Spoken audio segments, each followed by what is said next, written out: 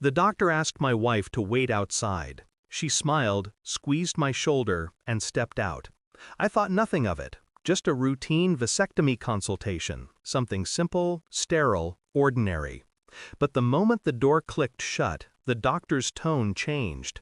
He didn't look at me right away. His hands fidgeted with the chart. His jaw tensed before the words came. "Mr. Hensley, before we proceed, there's something you should know." I frowned. "What is it?" He exhaled. "I ran a DNA analysis on your last sample. Standard check for sperm count and viability." He hesitated. "You're already sterile." I blinked, trying to process it. "That's impossible. We just had a baby." His eyes lifted slowly, full of pity, the kind that tells you the truth before the words do. "I'm sorry, sir. You deserve to know the truth." For a long moment I just sat there. The hum of the fluorescent light filled the silence between us. Sterile, already sterile. And yet, there was a newborn at home with my eyes, my smile. Or maybe not. I stood. My voice was calm when I said, "Thank you, doctor." Inside, something had already begun to crack. The drive home was a blur.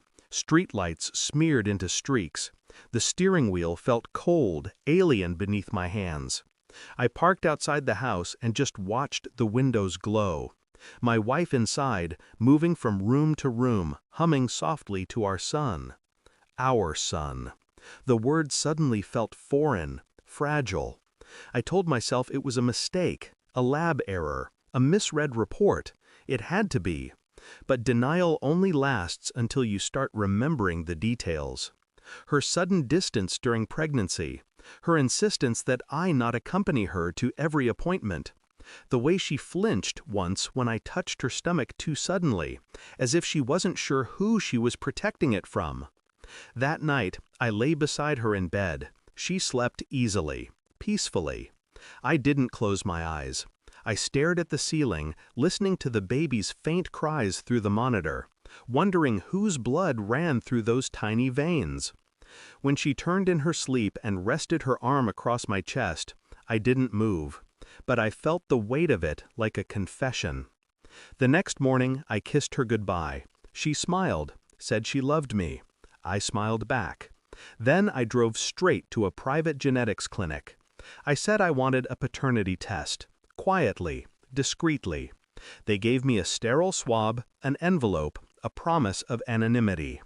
At home, I waited until she left to run errands. I walked into the nursery. My son was asleep, soft breaths against the blanket. I took the swab gently, careful not to wake him. The act felt surgical, detached. But every motion tore something deeper inside me. 2 weeks. That's how long it would take. I lived those 14 days like an actor in my own house.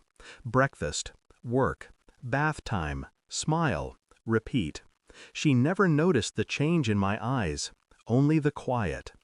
The night before the results arrived, I sat in the dark, watching the monitor glow beside our bed. His tiny figure, moving, restless in dreams. And for a fleeting second, I wished the doctor had been wrong. I wished the lie could be real again. But truth has a way of rotting beneath your skin until you dig it out yourself. The envelope came on a Thursday, plain white, no return address. I didn't open it right away. I waited until night, until the house was asleep. Then, at the kitchen table, I tore it open. 2 lines. 2 simple lines that ended everything. Probability of paternity, 0.00%. No emotion came at first, just silence. A silence that spread like frost, covering everything inside me. I went upstairs. She was in bed, reading. She looked up and smiled. "Hey, you're quiet tonight." I placed the envelope on her lap. "What's this?" she asked, frowning. "Proof," I said. She unfolded the paper, scanned it, froze. The blood drained from her face. Then came the trembling, the gasping, the desperate explanations. I didn't mean." "You meant enough," I said. Her eyes filled, searching mine for anger. There was none, only absence. That scared her more than rage ever could. I didn't scream, didn't accuse. I just handed her the truth and let it crush her under its own weight. When she tried to speak, I stopped her with a gesture. "I'm not here to punish you," I said quietly. "That's already happening." She collapsed into sobs. The sound was hollow, echoing off the walls that had once held laughter. I stood at the nursery door, looking at the crib. "He's innocent," I said. "He doesn't deserve the shadow you've created." She whispered, "What are you going to do?" "Leave you," I said, "but not tonight."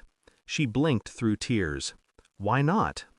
"Because I want you to wake up tomorrow, look at him, and realize that every smile, every sound, every heartbeat you love reminds you of what you destroyed." And then I walked past her, leaving her to drown in the truth she birthed.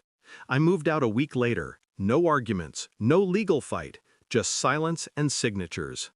I still see the boy sometimes, from a distance, never up close. He laughs the way I used to, or maybe that's just what I tell myself. People say closure comes with time. They're wrong. Closure comes the moment you stop asking why and start accepting what is. My wife lost everything in the same house she thought she controlled. And me? I lost the illusion of family, but gained the one thing she never had: clarity. Because love fades, lies rot, but truth survives sterilization. Thanks for watching. Don't forget to like, share, and comment. Subscribe now to Cheating Stories Insight World for more amazing stories.